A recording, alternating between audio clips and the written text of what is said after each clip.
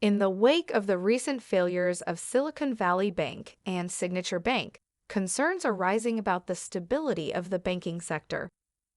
While it is impossible to predict with certainty which bank may be the next to fail, there are certain warning signs that can indicate potential vulnerabilities. Here are some factors to watch out for when assessing the risk of a bank failure. 1. Capital adequacy. Banks are required to hold a certain amount of capital to absorb potential losses and maintain financial stability. A bank with low capital levels may be more susceptible to failure in the event of an economic downturn or a surge in loan defaults. Regulators closely monitor banks' capital ratios, and a decline in these ratios can be a red flag. 2. Asset quality.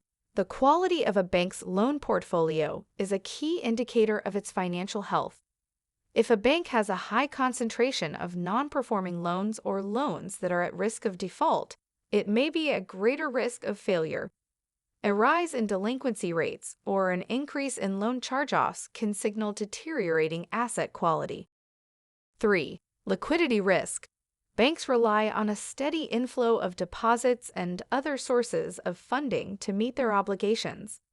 If a bank experiences a sudden outflow of deposits or difficulty accessing funding, it may face liquidity issues that can lead to failure. Signs of liquidity risk include a decline in the bank's loan-to-deposit ratio or an increase in its reliance on short-term funding.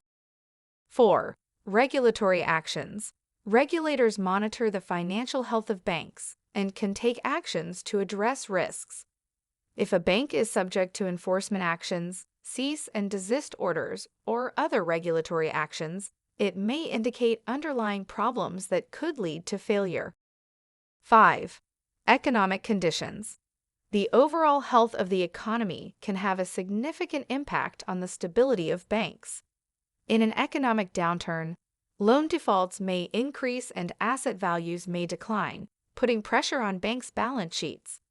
Banks with high exposure to sectors that are particularly vulnerable to economic shocks, such as real estate or energy, may be at greater risk of failure. It's important to note that while these warning signs can indicate potential vulnerabilities, they do not guarantee that a bank will fail.